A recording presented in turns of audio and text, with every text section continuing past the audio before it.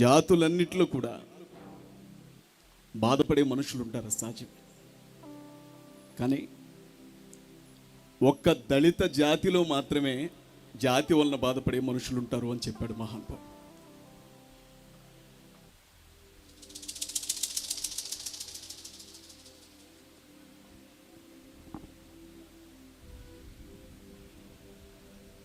రెండు విషయాలు మీతో చెప్తానండి. బ్రతకడం కోసం పోరాడాల్సినటువంటి పరిస్థితి భారతదేశంలో ఉన్నటువంటి క్రైస్తవులకు ఉంది. మీ అందరికీ తెలుసు, భారతదేశం ప్రజాస్వామ్య దేశం. మీ అందరికీ తెలుసు, ఈ దేశంలో ఉన్నటువంటి ప్రతి ఒక్కరికి మత స్వేచ్ఛ హక్కు ఉంది. మీ అందరికీ తెలుసు, 18 సంవత్సరాల వయసు నిండిన ప్రతి ఒక్కరు కూడా తనకు నచ్చిన మతాన్ని స్వీకరించవచ్చు, తనకు నచ్చిన దేవుణ్ణి నమ్ముకోవచ్చు. మీ అందరికీ తెలుసు, ఈ దేశం ఏ ఒక్క మతానిది కాదు. ఈ దేశానికంటూ అధికారికమైన మతం ఏమీ లేదు. ఈ దేశంలో బతుకుతున్న ప్రజలందరికీ సమాన హక్కులు ఉన్నాయి అని. భారతదేశాన్ని 2 భాగాలు చేసి చూస్తే ఒకవైపు ఉత్తర భారతదేశం, మరొక వైపు దక్షిణ భారతదేశం. మీతో ఒక విషయం చెప్తున్నాను, మీరందరూ మర్చిపోయిన ఓ విషయాన్ని నేను మీకు జ్ఞాపకం చేయాలనుకుంటున్నాను. దళిత క్రైస్తవులు పడుతున్నటువంటి బాధ కేవలం ఎస్సీ రిజర్వేషన్లు రద్దు చేయడం మాత్రమే కాదు. దళిత క్రైస్తవులు ఎదుర్కొంటున్నటువంటి సమస్య కేవలం ఎస్సీ ఎస్టీ అట్రాసిటీ యాక్ట్ రద్దు చేయడం మాత్రమే కాదండి. మత మార్పిడి నిరోధక బిల్లు అనే ఒక కత్తి ఉత్తర భారతదేశంలో ఉండే క్రైస్తవులందరి మెడల మీద వేలాడబడతా ఉంది. ఉత్తరప్రదేశ్లో చూడండి, గుజరాత్లో చూడండి, మధ్యప్రదేశ్లో చూడండి, ఒరిస్సాలో చూడండి, ఛత్తీస్గఢ్లో చూడండి, మీరు ఏ రాష్ట్రంలో చూస్తారో చూడండి. ఇవాళ బైబిల్ పట్టుకొని బయటకు వచ్చినటువంటి ప్రతి ఒక్కరిని కూడా బలవంతంగా ఈడ్చుకొని వెళ్ళి జైళ్లలో పెడుతున్నారు. బాప్తిస్మం తీసుకునే హక్కు ఇవాళ యేసుక్రీస్తు ప్రభువు నమ్ముకున్న కుర్రాళ్ళకి లేదు, అమ్మాయిలకి లేదు. బాప్తిస్మం ఇచ్చే హక్కు పాస్టర్లకి లేకుండా చేశారు. యేసుక్రీస్తు ప్రభు గురించి సువార్త సభలు ప్రకటించడానికి అనుమతులు లేకుండా చేశారు. ఎవడైనా సరే కరపత్రాలు పంచిపెడితే వాడిని నాన్ బెయిలబుల్ కేసుల కింద అరెస్ట్ చేస్తున్నారు. మీకు తెలుసో తెలీదో, యేసే క్రీస్తు ఆయనే లోకరక్షకుడు అని ప్రకటించిన సుమారు 15,000 మంది పాస్టర్లు ఉత్తర భారతదేశంలో నాన్ బెయిలబుల్ కేసుల కింద జైళ్లలో మగ్గిపోతున్నారు. యేసుక్రీస్తు గురించి ప్రకటించిన వారికి 7 సంవత్సరాల జైలు శిక్ష దగ్గర నుంచి యావజ్జీవ కారాగార శిక్ష, మరణ శిక్ష వరకు విధించేటువంటి చట్టాలు చేశారు. మన పక్కనే ఉండే ఛత్తీస్గఢ్ రాష్ట్రంలో అయితే సోషల్ మీడియాలో కూడా యేసుక్రీస్తు ప్రభు గురించి మాట్లాడే అవకాశం లేకుండా కఠినమైనటువంటి చట్టాన్ని తీసుకొచ్చారు.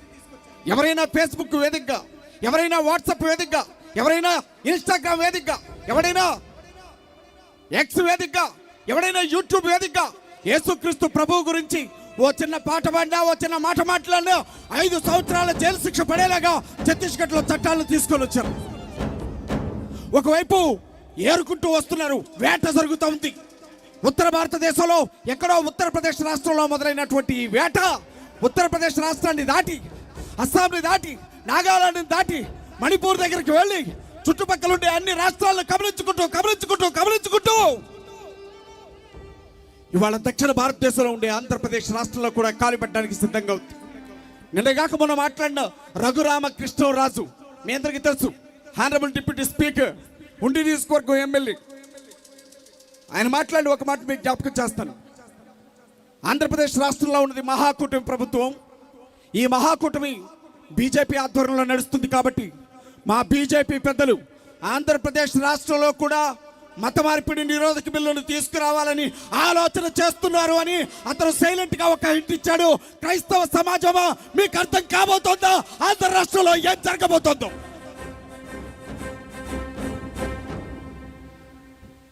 చర్చిలు తగలబెడుతున్నారు, చూసాం. చర్చి లోపల ఉండే పాస్టర్లను బలవంతంగా బయటికి ఈడ్చుకొచ్చి కొడుతున్నారు, చూసాం. నాకు 41 సంవత్సరాల వయసు అండి. ఈ 41 సంవత్సరాల వయసులో, ఈ 41 సంవత్సరాల కాలంలో చర్చికి తాళాలు వేసి 144 సెక్షన్ పెట్టిన దౌర్భాగ్య పరిస్థితి నేను ఉత్తర భారతదేశంలో కూడా చూడలా. ఆ దరిద్రం ఈ ఆంధ్రప్రదేశ్ రాష్ట్రంలో చూశాను నేను. మన గొల్లప్రోల్లో 2 ప్రార్థనా మందిరాలకు తాళాలు వేసి 144 సెక్షన్ పెట్టారు. మీకు తెలియదు ఆ విషయం? అన్నమయ్య జిల్లాలో ఏం జరిగింది? లోపల ఉండే పాస్టర్ గారిని బలవంతంగా బయటికి ఇడ్చుకొని వచ్చి కొన్ని 100 మంది ఆయన్ని కొట్టి ఆయన మీద కేసు పెట్టి ఆ చర్చను మూపించిన సంఘటన మీరు ఇంకా వినలేదా? అనంతపురం జిల్లాలో ఏం జరిగింది?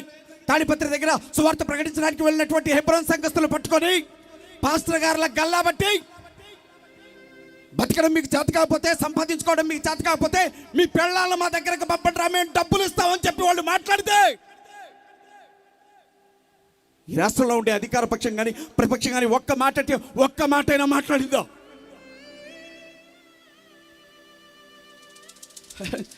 అరే పిచ్చోళ్ళం మనం. ఆత్మగౌరవం అన్న విషయాన్ని మనం ఎప్పుడో మర్చిపోయాం. నిలువుగా నిలబడ్డాం, నిటారుగా నిలబడే విషయం మనం ఎప్పుడో మర్చిపోయాం. ఎందుకో వంగిపోయే రోగం వచ్చేసింది మనకి.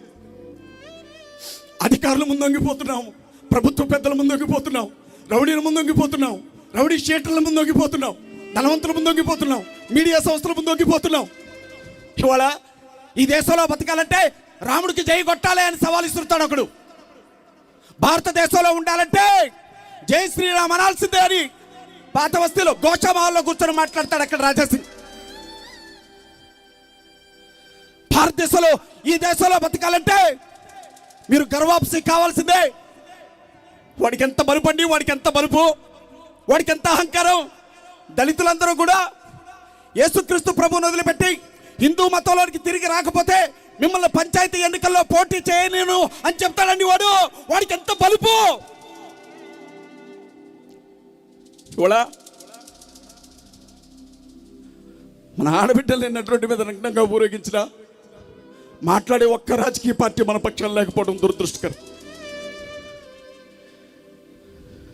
అరే రాష్ట్రాన్ని మణిపూర్ రాష్ట్రాన్ని తగలబెట్టిన రోజే నెత్తి నోరు కొట్టుకొని చెప్పాను నేను, అరే బాబు రాబోయే రోజులు భయంకరంగా ఉంటాయి, కొంచెం నోర్లు తెరిచి మాట్లాడండి అని.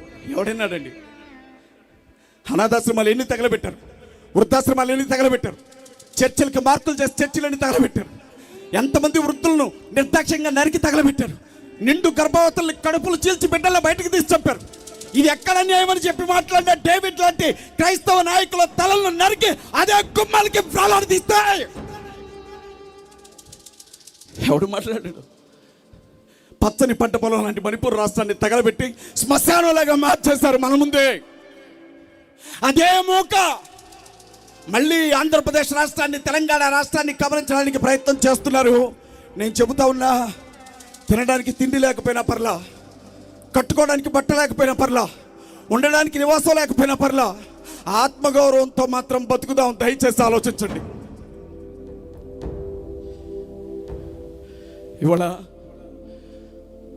మూతికి ముంత కట్టి, మొల చుట్టూ తాటాకులు కట్టి, మన ఆడబిడ్డల్ని ఒంటి మీద జాకెట్లు వేసుకోవద్దని చెప్పి అందరూ నడిచే రోడ్ల మీద మీరు నడవద్దు అంటే, దేవుని కోసం వస్తామంటే గుడిమైలు పడిద్దని, చదువుకుంటామంటే బడిమైలు పడిద్దని, ఊర్లో కాదురా ఊరు అవతల బతకండి అని వాడు మనల్ని బయటికి గంటేస్తే అంటరాని వారిగా బతుకుతూ మన బతికేదో మనం బతుకుతూ గంజిలో ఒక మెతికేసుకుని తిందామన్నా ఇవాళ వాడి కళ్ళు చల్లారట్లేదే, ఇంకా వాడికి మనశ్శాంతి కలగట్లేదే. దేశంలో సుమారు 140 కోట్ల మంది ప్రజలుంటే ఇందులో 25 కోట్ల నుంచి 30 కోట్ల మంది మాలమాదిగలు, షెడ్యూల్ కాస్ట్కి సంబంధించినటువంటి క్రైస్తవ సహోదరులు ఉన్నారు. వీళ్ళ పరిస్థితి ఏంటి అని అడిగే దిక్కు లేకుండా పోయింది వాళ్ళ భారతదేశంలో. నేను సూటిగా స్పష్టంగా ఒక విషయం మిమ్మల్ని అడుగుతాను, మీరు చెబుతానంటే, ప్రవీణ్ పగడాల గారు చనిపోయిన విషయం మీ అందరికీ తెలుసు. ఎంతమందికి తెలుసు? చాలా మంది అన్నారు ప్రవీణ్ పగడాల గారి మరణం కేసులో ఎందుకని నిజాలు బయటికి రావట్లేదు అని. చాలా మంది అన్నారు ప్రవీణ్ పగడాల గారి ఆకస్మిక మరణానికి సంబంధించిన విషయాలు ఎందుకు బయటికి రావట్లేదని. కొంతమంది అధికారం లేకపోవడం వల్ల అన్నారు, కొంతమంది ఎవరు మాట్లాడకపోవడం వల్ల అన్నారు, కొంతమంది ఏ సపోర్ట్ లేకపోవడం వల్ల అన్నారు. కానీ వాస్తవం ఏంటో తెలుసా? ప్రవీణ్ పగడాల గారు కమ్మ కాదు, ప్రవీణ్ పగడాల రెడ్డి కాదు, ప్రవీణ్ పగడాల వెలమ కాదు, ప్రవీణ్ పగడాల కాపు కాదు, కనీసం మా బీసీ కూడా కాదు. ఆయన ఒక దళితుడు కాబట్టి ఆయన చావుని ఎవరు పట్టించుకోలేదు ఈ రాష్ట్రంలో. ఎక్కడుంది? అరే బతకడానికే పోరాటం చేయాల్సినటువంటి ఈ దేశంలో హక్కుల గురించి మాట్లాడే స్థితిలో ఉన్నావా? నేను సూటిగా ఓ మాట అడుగుతా, అడగనా? మేము పూసలోళ్ళం. మా అమ్మ అద్దాలు దువ్యాన్లు అనుకుంటూ ఊరూరు తిరిగి బుట్టంపి తీసుకొచ్చి మాకు అన్నం పెట్టి మమ్మల్ని పెంచి పోషించింది. మేము హిందువులు. యేసుక్రీస్తు ప్రభువుని నమ్ముకున్న తర్వాత మేమందరం కూడా ఆయన గురించి తెలిసాక ఆయనే సృష్టికర్తని, ఆయనే లోకరక్షకుడని, ఆయన తప్ప వేరే దారి లేదని, ఆయనే పరలోకానికి మార్గమని, సత్యం, జీవమని తెలిసాక ఆయన నమ్ముకున్నాం. కానీ మమ్మల్ని ఇప్పటికీ బీసీఏ పూసలోళ్ళని అంటున్నారు. మా కులం మారలా. 4 గోళ్ల మధ్య నేను బైబుల్ చదువుతాను అని చెప్పిన జగన్మోహన్ రెడ్డి గారు ఇంకా ఓసీగానే ఉన్నాడు. ఆయన కులం మారలా. నేను యేసుక్రీస్తు ప్రభు కోసమే బతుకుతున్నా, ఆయన కోసమే చచ్చిపోతా అని చెప్పి అనిల్ శాస్త్రి గారి కులం మారలా.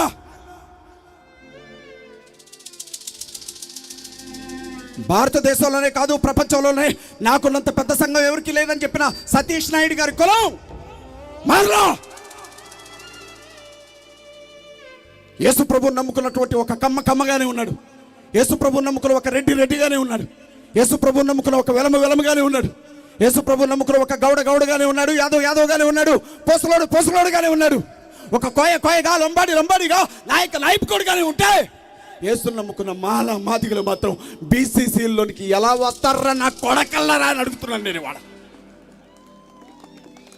మా నాన్న అనేవాడు ఎప్పుడండి, అరే నాన్న ఒక్కసారే చచ్చిపోతాం రా, చచ్చిపోయేది ఒక్కసారే, రోజు చస్తూ మాత్రం బతుకుతురా నువ్వని చెప్పాడు మా నాన్న. ఎవడికి భయపడాలా? కడుపు మండితే బూతులు రాక చోరపాట్లు వస్తాయా, లాలిమాటలు వస్తాయా? నేను వాళ్ళు అడుగుతా ఉన్నా, నాకు సమాధానం కావాలా, సమాధానం చెప్పాలా? చెప్పకపోతే ఏం చేస్తావంటారా? ఈ పరిస్థితికి కారణమైన ప్రతి రాజకీయ పార్టీని గొయ్యి తవ్వి 7 అడుగుల లోతుల్లో వాళ్ళ రాజ్యాధికారాన్ని పాతిపెడతాం. శవాలను పాతిపెట్టడం మా వాళ్ళ కొత్తేమి కాదు. సమాధానం చెప్పకపోతే ఏం చేస్తారంటారా? కొండ భుజం మీద పెట్టుకొని కత్తితో నరికి సమాధి చుట్టూ తిరిగి కొండ బద్దలు కొడతాం. కొండ బాల కొట్టడం మా కొత్తమే కాదు. భారతదేశాన్ని పరిపాలించిన మొదటి రాజులు మాదిగలు. ఈ దేశాన్ని పరిపాలించిన మొదటి చక్రవర్తులు మాదిగలైతే ఆ రాజులను కంటికి రెప్పలా కాపాడుకొని శత్రు దేశాల నుంచి భారతదేశాన్ని కాపాడిన మల్ల యోధులు మాలలు. ఈ దేశానికి మూల నివాసుల్ని అంటరాని వాళ్ళుగా చేశారు కదా దౌర్భాగ్యులారా. ఎవడి దేశం, ఎవడి భూమి, ఎవడి వనరులు, ఎవడి అధికారం, ఎవడు అనుభవిస్తున్నాడు ఇక్కడ?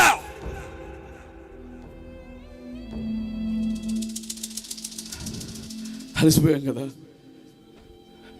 అడిగి అలసిపోయాం, మాట్లాడి అలసిపోయాం, పోరాడి అలసిపోయాం.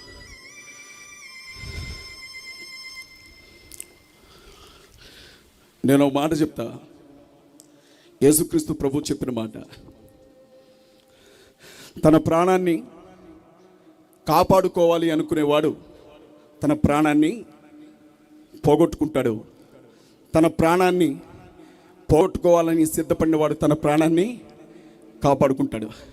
నేను ఇవాళ చెప్తా ఉన్నా, 25 కోట్ల మంది ఎస్సీ సహోదరుల కోసం ఒకవేళ చావాల్సినటువంటి పరిస్థితి ఎదురైతే మీ అందరికంటే ముందు మేము నిలవబడతాం. మీకోసం చచ్చిపోవడం కూడా గొప్ప ధన్యతగా భావిస్తాం. మేము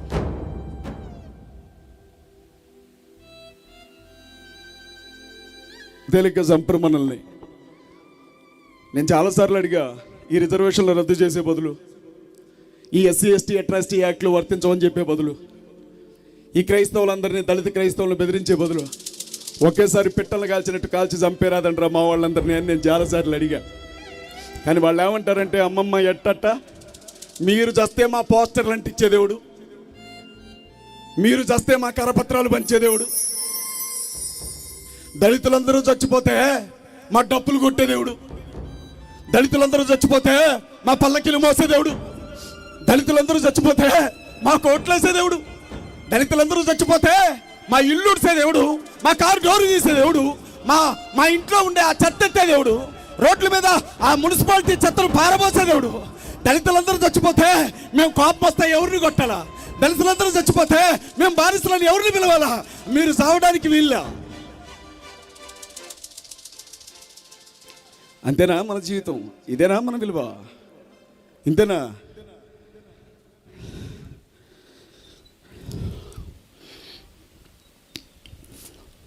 భారతీయ జనతా పార్టీ ఒక విషయం గుర్తుపెట్టుకోవాలా, తెలిసి దళిత క్రైస్తవులను టార్గెట్ చేసి మీరు చాలా పెద్ద తప్పు చేస్తున్నారు. ఎస్సీ క్రైస్తవులు చర్చిలో ఉన్నంత వరకు మీకు ఎలాంటి ఇబ్బంది ఉండదు. ఒక్కసారి చర్చి దాటి బైబిల్ని పక్కన పెట్టి రాజ్యాంగం పట్టుకొని రోడ్ల మీదకి వచ్చారో మీ పునాదులు కోలతాయి, మీ కోసాలు కదులుతాయి. బీజేపీ పార్టీకి చెప్తా ఉన్నా, ఇవాళ మనం చాలా మాట్లాడుకుంటాం. సరే బీజేపీని వదిలేయండి, ఇక అది స్పష్టంగా తెలిసిన విషయమే. మతం పేరుతో చిచ్చు పెట్టకపోతే, మతం పేరుతో శవాల మీద చిల్లర ఏరుకోకపోతే వాళ్ళ ఓట్లు పడవు. ఏం చేశారు? నోట్లు వేస్తారు బీజేపీ వాళ్ళకి. కొత్త పరిశ్రమ ఏదైనా పెట్టారా? బ్యాంకులు ప్రైవేట్ పరం చేశారు, నోట్లు వేస్తారా? విమానాశ్రయాలను ప్రైవేట్ పరం చేశారు, నోట్లు వేస్తారా? అనిల్ అంబానీని ఆదానీల్ని 100 కోట్లు 1000 కోట్ల రూపాయలు వాళ్ళకి రుణాలు రద్దు చేసి వాళ్ళకి ఆస్తులు పెంచారు, నోట్లు వేస్తారా? ఏం చేశారు? నోట్లు వేస్తాం. వాళ్ళు చర్చలు పడగొట్టారు, బైబిల్ తగలబెట్టారు, పాస్టర్లను చంపారు, నడి రోడ్డు మీద సంఘాలను ఊరేగించారు, బెదిరిస్తున్నారు. ఇది తప్ప ఏం చేయలేదు కదా. ఒక్క నిరుద్యోగైనా ఉద్యోగం ఇచ్చారా? ఒక్క పేదవాడికి ఇల్లు కట్టించారా? ఒక్క రైతానికి నష్టపరిహారం ఏదైనా ఇచ్చారా? ప్రాణాలు పోగొట్టుకున్న ఏ ఒక్కడికైనా, ఏ ఆడబిడ్డకైనా అండగా నిలబెట్టారు. నిన్నగాక మొన్న డీలిమిటేషన్ బిల్లు ఓడిపోయిందని, డీలిమిటేషన్ బిల్లు ఫెయిల్ అయిందని మన గౌరవనీయులైన ప్రధానమంత్రి గారు ముసలి కన్నీరు కారుస్తున్నారు. మహిళలకు అన్యాయం జరిగిపోయింది, మహిళల బిల్లు నా వల్ల కానీకుండా చేశారు ఈ ముదనష్టపు వాళ్ళు, ఈ దుర్మార్గులు అన్నాడు. అయ్యా ప్రధానమంత్రి గారు, నాకు తెలియకడుగుతాను, మణిపూర్ రాష్ట్రంలో 2 ఆడబిడ్డల్ని 2000 మంది ఒంటి మీద బట్టలన్నీ ఓడదీసి నడి రోడ్ల మీద వాళ్ళ శరీరం మీద ఉండే అవయవాలన్నింటినీ టచ్ చేసుకుంటూ మైదానంలోనికి తీసుకొని వెళ్ళి మానభంగం చేసి వాళ్ళ కళ్ళ ముందే తండ్రిని చంపి, తమ్ముడిని చంపి, వాళ్ళని దారుణంగా చంపి మైదానం పక్కన పడేస్తే ఆ రోజు నీ కళ్ళ వెంట నీళ్లు రాలేదు, ఎత్తికలని తొలగి నరేంద్ర మోడీ వాళ్ళు. ఎందుకంటే వాళ్ళు క్రైస్తవులు, ఎందుకంటే వాళ్ళు చచ్చినా మాకు పెద్ద లెక్క. సరే చంద్రబాబు నాయుడు గారు, పవన్ కళ్యాణ్ గారు, ఇక ఆతానంలో గుడ్లే ప్రత్యేకంగా చెప్పేదేమి లేదు. పోనీ జగన్ గారు, జగన్మోహన్ రెడ్డి గారికి మనం అంతా మానసిక బానిసలం అండి. మానసిక బానిసలం ఎందుకో తెలుసా? మా జగనన్న అనుకుంటాం, పిచ్చోళ్ళం మనం. మా జగనన్న అనుకుంటాం. మణిపూర్ తగలబడ్డప్పుడు జగన్మోహన్ రెడ్డి గారే ముఖ్యమంత్రి. మీకు తెలుసో తెలీదో, నిన్న జరిగిన ఎన్నికల్లో తమిళనాడు రాష్ట్రానికి ఉన్నటువంటి స్టాలిన్ అనే ముఖ్యమంత్రి ఓడిపోయారు, మీకు తెలుసు కదా. ఆ స్టాలిన్ అనే ముఖ్యమంత్రి మణిపూర్ రాష్ట్రంలో అన్నీ పోగొట్టుకొని అనాథలుగా మారిన ప్రజలకు అన్నం పెట్టమని 10 కోట్లు పంపించాడు. క్రైస్తవులకు 10 కోట్లు పంపాడు. ఇదే మన జగన్మోహన్ రెడ్డి గారు మణిపూర్ రాష్ట్రం ఆయన ఉన్న టైంలోనే తగలబడుతూ ఉంటే పిడికడు బియ్యం కూడా పంపలేదు ఈ జగన్మోహన్ రెడ్డి. ఎవరికి కావాలితున్నావు? రాష్ట్రాన్ని నాశనం చేస్తారని ప్రతిపక్ష కాంగ్రెస్ పార్టీ అవిశ్వాస తీర్మానం పార్లమెంట్లో పెడితే చంద్రబాబు గారు ఒక ఫ్లైట్లో వెళ్తాడు, పవన్ కళ్యాణ్ గారు ఒక ఫ్లైట్లో వెళ్తాడు, వీళ్ళందరికంటే ముందు జగన్మోహన్ రెడ్డి గారు ఇంకో ఫ్లైట్లో వెళ్తాడు. ముగ్గురు వెళ్ళి బీజేపీ అంత గొప్ప పార్టీ లేదు, నరేంద్ర మోడీ అంత గొప్ప ప్రధాని లేడు అని చెప్పి ఆయనకి దండం పెట్టి ఆయన పార్టీకి మద్దతు ఇచ్చి వచ్చారు. ఈ జగన్ మనోడా.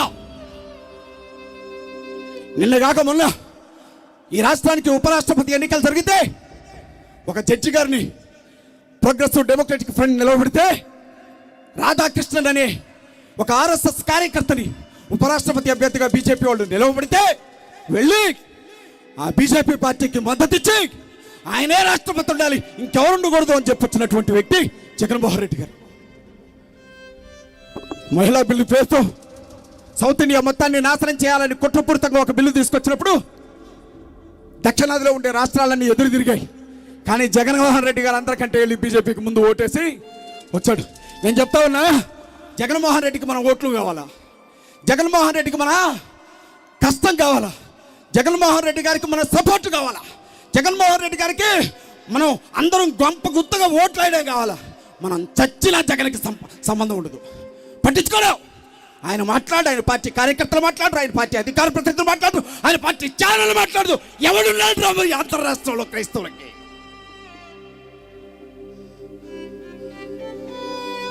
చంపుతారని బెదిరిస్తారు. నాకు ఎవరైనా ఫోన్ చేస్తే చెప్పే మొదటి మాట ఏంటంటే, సింగిల్గా వెళ్ళక జయబాబు, నిన్ను ఎప్పుడు లేపేస్తారో తెలియదు. నేను మాట చెప్తా, ఈ ఆలోచన వెనక ఈ రాజకీయ ఎజెండా ఉందో తెలియనంత వరకు మనం మోసపోతూనే ఉంటాం. వాస్తవా కాదా? వాస్తవా కాదా? వాస్తవా కాదా? ఈ దేశంలో దళితులకు అన్యాయం చేసిన 2 పార్టీలు ఉన్నాయి. ఒకటి కాంగ్రెస్ పార్టీ, రెండవది భారతీయ జనతా పార్టీ. 1950లో 4 బ్రాహ్మణులు కలిసి చేసిన మోసంలో బలైపోయినటువంటి ఈ దళితులకు 11 సంవత్సరాలుగా నరకం ఎలా ఉంటుందో చూపిస్తుంది బీజేపీ పార్టీ. ఈ భారతీయ జనతా పార్టీ అధికారాన్ని తొంగలోకి తొక్కకపోతే రేపు మన పిల్లల భవిష్యత్తు ఏంటో మీరు ఆలోచించండి. మన పిల్లలు ఏం కావాలా? నాకు పెళ్ళైన 6 ఏళ్ల వరకు పిల్లల పుట్ల, 10 ఏళ్ల వరకు పిల్లల పుట్ల. పెళ్ళైన 10 ఏళ్ల తర్వాత నేను ఒక ఎస్సీ అమ్మాయిని పెళ్లి చేసుకున్నాను. పెళ్ళైన 10 ఏళ్ల తర్వాత నాకు ఒక పాప పుట్టింది. మా పాప పుట్టిన 3 ఏళ్ళకి ఒక బాబు పుట్టాడు. చిన్న పిల్లలు, నా పిల్లలు నేను బయటకు వస్తుంటే నా కాళ్ళు పట్టుకుంటారు.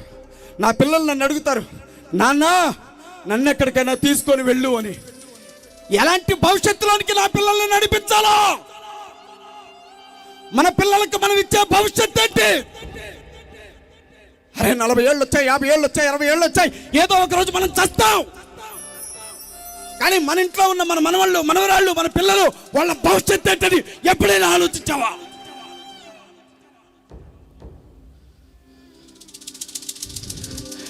గుడిలో గంట బతుకైపోయింది మనది.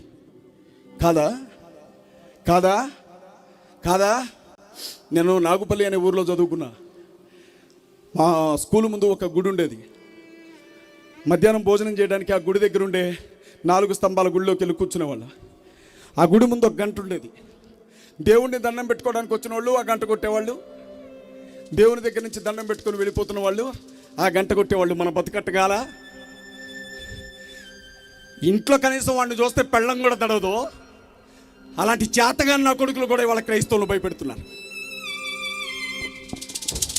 ప్రతి ఒక్కడూ భయపెట్టేవాడు మనల్ని. మనమేనా? ఒకప్పుడు ముస్లిం సోదరుల మీద పడి ఏడ్చారు, ఇవాళ మన మీద పడి ఏడుస్తున్నారు. ఇంకొక వైపు దళితుల మీద పడి ఏడుస్తున్నారు. క్రైస్తవులుగా దళితులు మారినంత కాదు ఏడుపు.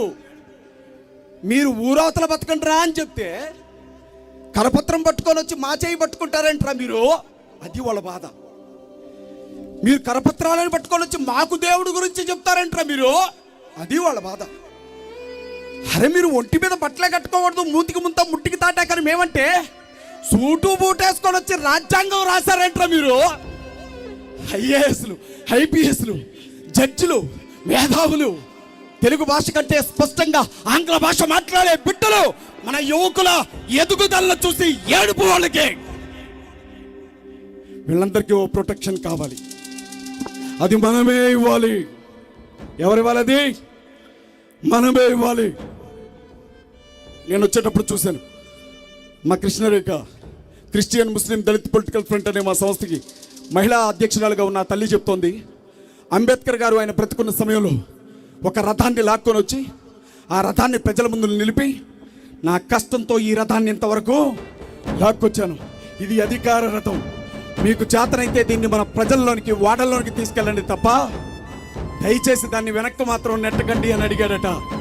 ఆ రథాన్ని ప్రతి పల్లెకి నడిపించాల్సిన బాధ్యత మనదే. బ్రతుకుట క్రీస్తే చావైతే మేలే, క్రీస్తుకై హత సాక్షిగా మారెదా. యేసుక్రీస్తు ప్రభు కోసం ఏం చేస్తావని నేను అడిగితే ఒకటే చెప్తా, ఆయన కోసం చచ్చిపోవడానికి కూడా నేను సిద్ధంగా ఉన్నా. ఈ రాష్ట్రంలో ఇంకొక సేవకుడు అంటూ వాళ్ళ చేతుల్లో చస్తే అది నా ప్రాణమే కావాలి తప్ప ఇంకొకరి ప్రాణం పోకూడదు. ఎట్టి పరిస్థితుల్లో ముఖ్యమంత్రి పీఠం మీద మనం కూర్చోవాలి. ఎట్టి పరిస్థితుల్లో ప్రధానమంత్రి పీఠం మీద మన వాళ్ళు కూర్చోవాలి. ఎట్టి పరిస్థితుల్లో ఎమ్మెల్యేలుగా, ఎంపీలుగా, మంత్రులుగా, కేంద్ర మంత్రులుగా మన వాళ్ళు రావాలి. ఎట్టి పరిస్థితుల్లో ఎలక్ట్రానిక్ మీడియా, ప్రింట్ మీడియాలో మన వాళ్ళు సంస్థలు స్థాపించాలి.